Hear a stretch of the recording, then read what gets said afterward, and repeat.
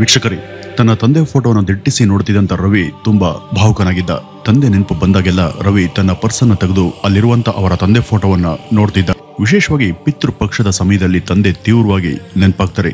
ತುಂಬಾ ಚಿಕ್ಕ ವಯಸ್ಸಲ್ಲಿ ಆತ ತಂದೆಯನ್ನ ಕಳ್ಕೊಂಡ್ರು ಕೂಡ ಇವತ್ತಿನ ತನ್ನೆಲ್ಲ ಗಳಿಕೆಗೆ ಅವರ ಆಶೀರ್ವಾದನೆ ಕಾರಣ ಅಂತ ಆತನ ನಂಬಿಕೆ. ತನ್ನೆಲ್ಲ ಬದುಕಿಗೆ ಇಷ್ಟೆಲ್ಲ ರೀತಿ ಪರಿಣಾಮ ಬೀರಿದಂತ ಅವ್ರಿಗೆ ಮಗನಾಗಿ ದುಡಿದು ತಂದಂತ ಹಣದಲ್ಲಿ ಏನೂ ಕೂಡ ಕೊಡ್ಲಾಗ್ಲಿಲ್ಲ. ದುಡಿಮೆಗೆ ಕಾಲಿಟ್ಟಾಗ ಅವರೇ ಇರಲಿಲ್ಲ. ಏನೇ ಕೆಲಸದ ಒತ್ತಡ ಇರಲಿ, ಪ್ರತಿ ವರ್ಷ ಅವರ ಪಿತೃ ಪಕ್ಷದ ಪೂಜೆ ಮಾತ್ರ ಮರೆಯೋದಿಲ್ಲ. ಇತರ ಯಾವುದೇ ಹಬ್ಬಕ್ಕಿಂತಲೂ ಕೂಡ ಅದ್ದೂರಿಯಾಗಿ ಹಾಗೂ ಶಾಸ್ತ್ರೋಕ್ತವಾಗಿ ಪಿತೃ ಪಕ್ಷದ ಪೂಜೆಯನ್ನ ನೆರವೇರಿಸ್ತಿದ್ದ. ಈ ಒಂದು ಸಮಯದಲ್ಲಿ ಅವರ ಆತ್ಮ ತನ್ನವರಿಗಾಗಿ ಕಾಯುತ್ತೆ, ಹಂಬಲಿಸುತ್ತೆ. ಪೂಜೆಯ ಮೂಲಕ ಅದನ್ನ ಸಾಕಷ್ಟು ಸಂತೃಪ್ತಿ ಪಡಿಸಬೇಕು, ಆ ಮೂಲಕ ಪಿತೃ ಋಣವನ್ನ ಕಳೆದುಕೊಳ್ಬೇಕು ಅನ್ನೋದು ರವಿಯ ನಂಬಿಕೆ. ವೀಕ್ಷಕರೇ, ಪಿತೃಪಕ್ಷ ಅಂದ್ರೆ ಇದೇನಾ? ಅದು ಇಷ್ಟೇನಾ? ಈ ರವಿಯ ರೀತಿ ಪಿತೃಪಕ್ಷ ಪೂಜೆಯನ್ನ ಪ್ರತಿ ವರ್ಷ ಆಚರಣೆ ಮಾಡೋರು ಕೂಡ ಅದರ ಕುರಿತಾಗಿ ಹಲವಾರು ತಪ್ಪು ಕಲ್ಪನೆಗಳನ್ನ ತಿಳಿದುಕೊಂಡಿದ್ದಾರೆ. ನಿಜಕ್ಕೂ ಈ ಪಿತೃಪಕ್ಷ ಅಂದ್ರೆ ಏನು? ಅದರ ಹಿನ್ನೆಲೆ ಏನು? ನಮ್ಮ ಶಾಸ್ತ್ರ ಪುರಾಣದ ಕಥೆಗಳು ಅದ್ರ ಬಗ್ಗೆ ಏನ್ ಹೇಳ್ತವೆ? ಅದನ್ನ ಸರಿಯಾಗಿ ನಡೆಸುವಂತ ಕ್ರಮ ಹೇಗೆ? ಅದರ ಮಹತ್ವ ಏನು ಎಂಬಂತ ಮುಂದಾದ ಪಿತೃಪಕ್ಷದ ಕುರಿತಾದಂತ ಎಲ್ಲಾ ವಿವರಗಳನ್ನ ಇವತ್ತಿನ ಈ ಒಂದು ವಿಡಿಯೋದಲ್ಲಿ ಸಮಗ್ರವಾಗಿ ತಿಳಿಯೋಣ ಬನ್ನಿ ವೀಕ್ಷಕರೇ, ಸೆಪ್ಟೆಂಬರ್ನ ಆ ಒಂದು ಸಮಯದಲ್ಲಿ ನಮ್ಮಲ್ಲಿ ಹಲವು ಜನ ಪಿತೃಪಕ್ಷದ ಪೂಜೆಯನ್ನ ಮಾಡ್ತಾರೆ. ಸೂರ್ಯ ಶನಿ ರಾಶಿಗೆ ಬಿದ್ದಂತ ಮುಂದಿನ 15 ದಿನಗಳವರೆಗೂ ಪಿತೃಪಕ್ಷ ಇರುತ್ತೆ. ಪಿತೃಪಕ್ಷ ಅಂದ್ರೆ ಗತಿಸಿ ಹೋದಂತ ನಮ್ಮ ಹಿರಿಯರಿಗೆ ನಾವು ಸಲ್ಲಿಸುವಂತ ಶ್ರದ್ಧಾ ಎಂಬ ವಾಡಿಕೆ ಇದೆ. ಆದ್ರೆ ಇದರ ಅರ್ಥ ಹಾಗೂ ವಿವರಣೆ ಇದಿಷ್ಟಕ್ಕೆ ಮಾತ್ರ ಸೀಮಿತ ಆಗಲ್ಲ. ಇಲ್ಲಿ ನಾವು ತಿಳಿಬೇಕಾದಂತ ಸಾಕಷ್ಟು ವಿಷಯಗಳು ಇದ್ದಾವೆ. ಪಿತೃಗಳಲ್ಲಿ 2 ವರ್ಗ, ಒಂದು ಚಿರಪಿತೃ, ಇನ್ನೊಂದು ಅಚರ ಪಿತೃ. ನಮ್ಮ ಹಿರಿಯರು ಅಚಿರ ಪಿತೃಗಳು, ಅಂದ್ರೆ ಇವರು ಸದಾಕಾಲ ಪಿತೃಗಳಾಗೇನೆ ಇರೋದಿಲ್ಲ. ಉದಾಹರಣೆಗೆ, ಒಬ್ಬ ವ್ಯಕ್ತಿ ತಾನು ಬದುಕಿರೋವರೆಗೂ ತನ್ನ ತಂದೆಗೆ ಪಿತೃಪಕ್ಷವನ್ನ ಆಚರಿಸಬಹುದು. ಅದೇ ಅವನು ಹೋದ ನಂತರ ಅವನ ಮಗ ಅದನ್ನ ಅವನಿಗಾಗಿ ಮಾಡ್ತಾನೆ. ಹಾಗಾದಾಗ ಇಲ್ಲಿ ಆ ವ್ಯಕ್ತಿ ಪಿತೃಸ್ಥಾನಕ್ಕೆ ಬರ್ತಾನೆ. ಈ ಮೊದಲು ಪಿತೃಸ್ಥಾನದಲ್ಲಿದ್ದಂತ ಅವನ ತಂದೆ ಆಗ ಪಿತಾಮಹನ ಸ್ಥಾನಕ್ಕೆ ಹೋಗ್ತಾರೆ.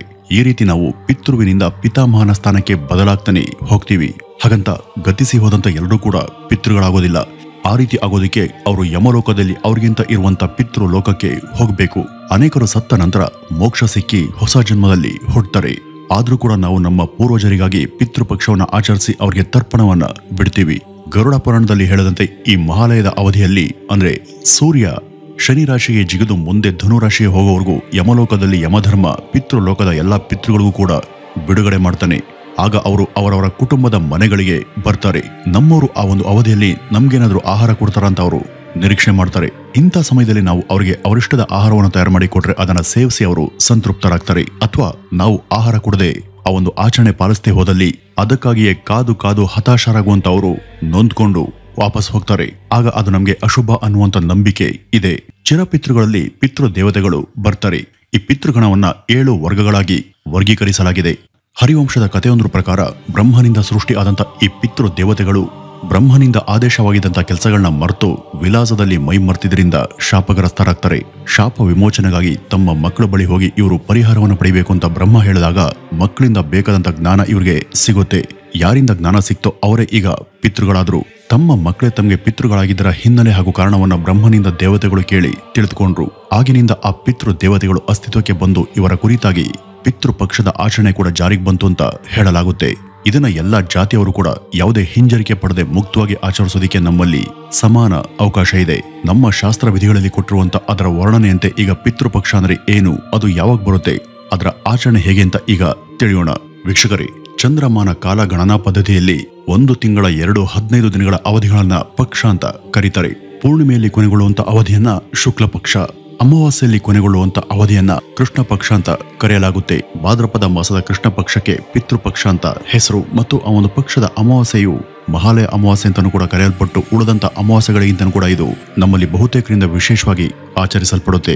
ಈ ಒಂದು 15 ದಿನಗಳನ್ನೇ ಯಾಕೆ ಪಿತೃಪಕ್ಷ ಅಂತ ಕರೀತಾರೆ ಮತ್ತು ಈ ಒಂದು ಪಿತೃಪಕ್ಷಕ್ಕೆ ಯಾಕೆ ಇಷ್ಟು ಮಹತ್ವ ಅನ್ನೋದಕ್ಕೆ 2 ಮುಖ್ಯ ಕಾರಣಗಳಿದ್ದಾವೆ. ಮೊದಲನೇದು, ಈ ಪಕ್ಷದಲ್ಲಿ ಆಚರಿಸುವಂತ ಪಿತೃ ಕಾರ್ಯಗಳು ಪಂಚ ಮಹಾಯಜ್ಞಗಳಲ್ಲಿ ಒಂದಾಗಿರೋದ್ರಿಂದ ಈ ಪಕ್ಷ ಅತ್ಯಂತ ಮಹತ್ವದ್ದು. ಈ ಪಂಚ ಮಹಾಯಜ್ಞ ಅಂದ್ರೆ ಏನು ಅಂದ್ರೆ, ಮಹರ್ಷಿ ಸಂಸ್ಕೃತಿಯಲ್ಲಿ ಭಗವಂತನನ್ನ ಆರಾಧಿಸುವಂತ ವಿಧಾನಗಳಲ್ಲಿ ನೇರವಾಗಿ ಭಗವಂತನನ್ನೇ ಆರಾಧನೆ ಮಾಡೋದು ಒಂದು ಬಗೆ ಆದ್ರೆ, ಅವನ ಅನುಗ್ರಹ ನಾವಿರೋವರೆಗೂ ನಮ್ಮ ಕಡೆಗೆ ಅದು ಹರಿದು ಬರುವಂತ ದ್ವಾರಗಳನ್ನ ಆರಾಧಿಸಿ ತನ್ಮೂಲಕ ನಮ್ಮ ಆರಾಧನೆ ಭಗವಂತನಿಗೆ ತಲುಪುವ ಹಾಗೆ ಮಾಡೋದು ಇದರ ಮತ್ತೊಂದು ವಿಧಾನ. ಈ ಎರಡನೇ ವಿಧಾನದಲ್ಲಿ ಮನುಷ್ಯನ ಪೋಷಣೆ ರಕ್ಷಣೆಗಾಗಿ ಭಗವಂತನ ಅನುಗ್ರಹ ದಯೆಯ ರೂಪದಲ್ಲಿ ಹರಿದ್ಬರುವಂತ 5 ದ್ವಾರಗಳನ್ನ ಗೌರವಿಸೋದು ಅಥವಾ ಪೂಜೆ ಮಾಡೋದು ಪಂಚ ಮಹಾಯಜ್ಞಗಳು ಅಂತ ಅನ್ಸ್ಕೊಳ್ಳುತ್ತೆ. ಒಬ್ಬ ಮನುಷ್ಯ ಹುಟ್ಟಿ ಬೆಳೆದು ಸಾರ್ಥಕ ಜೀವನ ನಿರ್ವಹಿಸೋದಕ್ಕೆ ಆತನಿಗೆ ಅನೇಕ ವಿಧವಾದಂತ ಪೋಷಣೆ ಸಹಕಾರಗಳು ಅವಶ್ಯಕವಾಗಿದ್ದು ಅವೆಲ್ಲ ಈ ಭಗವಂತನ ಅನುಗ್ರಹದಿಂದ ದೊರೆತವೆ ಎಂಬ ಪ್ರತೀತಿ ಹಿಂದೂ ಧರ್ಮದಲ್ಲಿ ಇದೆ. ಒಂದು ಮಗು ಹುಟ್ಟಿದ ತಕ್ಷಣ ಅದಕ್ಕೆ ಯಾರು ಹೇಳ್ಕೊಡದೇ ಇದ್ರು ತನ್ನದೇ ಸಹಜ ಪ್ರೇರಣೆಯಿಂದ ಅದು ಅದರ ತಾಯಿಯ ಸ್ತನ್ಯಪಾನವನ್ನ ಮಾಡುತ್ತೆ. ನಂತರ ತಾನಾಗಿಯೇ ನೋಡೋದು, ನಡೆಯೋದು, ಮಾತನಾಡೋದು ಇವೆಲ್ಲವನ್ನು ಕೂಡ ಅದು ಸ್ವಾಭಾವಿಕವಾಗಿ ಕಲ್ತ್ಕೊಳ್ಳುತ್ತೆ.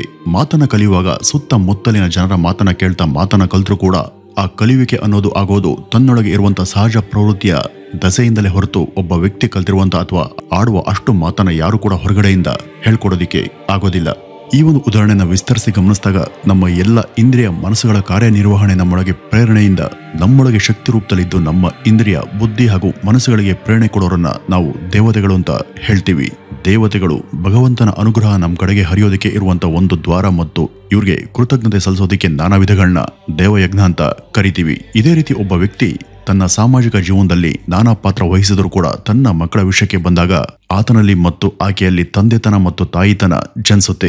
ಈ ಒಂದು ತಂದೆತನ ಹಾಗೂ ತಾಯಿತನದ ಪ್ರವೃತ್ತಿ ಒಬ್ಬ ವ್ಯಕ್ತಿಯಲ್ಲಿ ಉಂಟಾಗುವುದು ಆತನ ಒಳಗೆ ಇರುವಂತ ಪಿತೃ ದೇವತೆಗಳೆಂಬ ಅಗೋಚರ ಹಾಗೂ ಅನನ್ಯ ಶಕ್ತಿಗಳಿಂದ. ಒಬ್ಬ ಮನುಷ್ಯ ಹುಟ್ಟಿದ ನಂತರ ಆತನ ಅಥವಾ ಆಕೆಯ ಪಾಲನೆ ಪೋಷಣೆಗಳನ್ನ ಪಿತೃ ದೇವತೆಗಳು ಪ್ರತ್ಯಕ್ಷವಾಗಿ ತಂದೆ ತಾಯಿಯ ರೂಪದಲ್ಲೂ ಪರೋಕ್ಷವಾಗಿ ದೇಹದ ಒಳಗೆ ಶಕ್ತಿ ರೂಪದಲ್ಲೂ ನೀಡ್ತಿರ್ತಾರೆ. ಇವ್ರಿಗೆ ನಾವು ಕೃತಜ್ಞತೆ ಸಲ್ಲಿಸೋದನ್ನೇ ಪಿತೃ ಯಜ್ಞ ಅಂತ ಕರಿತೀವಿ. ಹೀಗೇನೆ ಒಬ್ಬ ಮನುಷ್ಯನ ಜ್ಞಾನ ಸಾಧನೆಗೆ ಋಷಿಗಳು ಹೊರಗಿನಿಂದಲೂ ಒಳಗಿನಿಂದಲೂ ಕಾರಣ ಆಗ್ತಾರೆ. ಮತ್ತೆ ಇವ್ರಿಗೆ ಕೃತಜ್ಞತೆ ಸಲ್ಲಿಸೋದನ್ನ ನಮ್ಮಲ್ಲಿ ಬ್ರಹ್ಮ ಯಜ್ಞ ಅಥವಾ ಜ್ಞಾನ ಯಜ್ಞ ಅಂತ ಕರೀತಾರೆ. ಇದಲ್ಲದೆ ಒಬ್ಬ ಮನುಷ್ಯ ಸಮರ್ಥ ಜೀವನ ನಡೆಸುವಲ್ಲಿ ಅನೇಕ ಮನುಷ್ಯರ ಪರಿಶ್ರಮ ಪಾತ್ರ ವಹಿಸುತ್ತೆ. ಒಬ್ಬ ವ್ಯಕ್ತಿ ಒಂದು ಹೊತ್ತಿನ ಆಹಾರ ಸೇವನೆ ಮಾಡಬೇಕಾದ್ರೆ ಅದನ್ನ ಬಿತ್ತಿ ಬೆಳೆದವನು, ಬೆಳೆಯೋದಕ್ಕೆ ಬೇಕಾಗುವಂತ ನೇಗಿಲುಗಳು ಮತ್ತು ಇತ್ಯಾದಿಗಳನ್ನ ತಯಾರು ಮಾಡೋನು, ಔಷಧಿ ಗೊಬ್ಬರಗಳನ್ನ ತಯಾರಿಸೋನು ಮತ್ತು ಅವುಗಳನ್ನ ಮಾರಾಟ ಮಾಡಿದವನು, ಕುಯ್ಲನ್ನ ಮಾಡಿದವನು, ಧಾನ್ಯಗಳನ್ನ ಹದ ಮಾಡಿದವನು, ಅದನ್ನ ಸಾಗಿಸ್ತವನು, ಅಡುಗೆ ಮಾಡಿ ಬಡಿಸ್ತವನು, ಈ ರೀತಿ ಒಂದು ಹೊತ್ತಿನ ಊಟದಲ್ಲಿ ಹಲವು ಆಯಾಮಗಳಲ್ಲಿ ಅದು ಮುಖ್ಯ ಪಾತ್ರವನ್ನ ವಹಿಸುತ್ತೆ.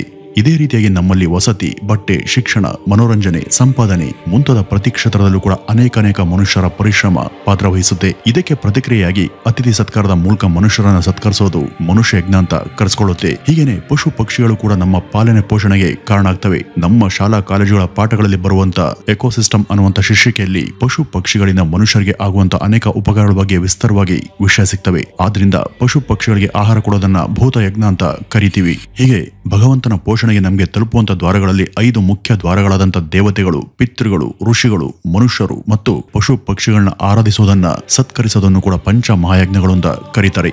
ವೀಕ್ಷಕರೇ, ಈ 5ರಲ್ಲಿ ಒಂದಾಗಿರುವಂತ ಪಿತೃ ಯಜ್ಞಕ್ಕೆ ಯಾಕೆ ಇಷ್ಟು ಹೆಚ್ಚು ಮಹತ್ವ ಅಂತ ತಿಳಿಸುವಂತ ಸಲುವಾಗಿ ಇಷ್ಟೆಲ್ಲ ಹೇಳ್ಬೇಕಾಗಿ ಬಂತು. ಈ ಮಹಾಲಯ ತರ್ಪಣ ಹೇಗೆ ವಿಶೇಷ ಅಂದ್ರೆ ಪ್ರತಿ ಅಮಾವಾಸ್ಯೆ ತರ್ಪಣದಲ್ಲಿ ತಂದೆ ಕಡೆಯ ಹಿಂದಿನ 3 ತಲೆಮಾರು ಹಾಗೂ ತಾಯಿಯ ಕಡೆಯ ಹಿಂದಿನ 3 ತಲೆಮಾರುಗಳಿಗೆ ಮಾತ್ರ ತರ್ಪಣ. ಆದ್ರೆ ಮಹಾಲಯ ತರ್ಪಣದಲ್ಲಿ ಬಹಳ ದೊಡ್ಡ ಸಂಖ್ಯೆಯಲ್ಲಿ ಗತಿಸಿ ಹೋದವರಿಗೆ ತರ್ಪಣವನ್ನ ಕೊಡ್ತಾರೆ. ಈ ಪಕ್ಷದಲ್ಲಿ ತರ್ಪಣ ಸ್ವೀಕಾರ ಮಾಡೋರನ್ನ ಕಾರುಣ್ಯ ಪಿತೃಗಳು ಅಂತ ಕರೀತಾರೆ. ಮತ್ತೆ ಈ ಒಂದು ಕಾರುಣ್ಯ ಪಿತೃಗಳ ಪಟ್ಟಿಯಲ್ಲಿ ನೇರವಾದಂತ ಪೂರ್ವಜರಲ್ಲದೆ ಗತಿಸಿರುವಂತ ಇತರ ಸಂಬಂಧಿಕರು, ಆಚಾರ್ಯರು ಮತ್ತು ಆಪ್ತ ಮಿತ್ರರು ಕೂಡ ಸೇರಿ ತರ್ಪಣದ ಪಟ್ಟಿ ದೊಡ್ಡದಾಗ್ತಾ ಹೋಗುತ್ತೆ. ಈ ಒಂದು ಕಾರಣದಿಂದ ಪಿತೃಪಕ್ಷ ಆಚರಣೆ ವಿಶೇಷವಾಗಿದೆ. ಇನ್ನು ಈ ಪಿತೃಪಕ್ಷವನ್ನ ಮನೆಯ ಹಿರಿಯ ಗಂಡ್ಮಕ್ಳು ಮಾತ್ರನೇ ವಿಶೇಷವಾಗಿ ಆಚರಿಸಬೇಕು ಅಂತ ಶಾಸ್ತ್ರ ವಿಧಿ ಇರೋದು ನಿಜವಾದ್ರೂ ಇದನ್ನ ಆ ಕುಟುಂಬದ ಹೆಣ್ಮಕ್ಳು ಆಚರಿಸಲೇಬಾರದು ಅಂತ ಕಡ್ಡಾಯ ನಿಬಂಧನೆ ಇಲ್ಲ.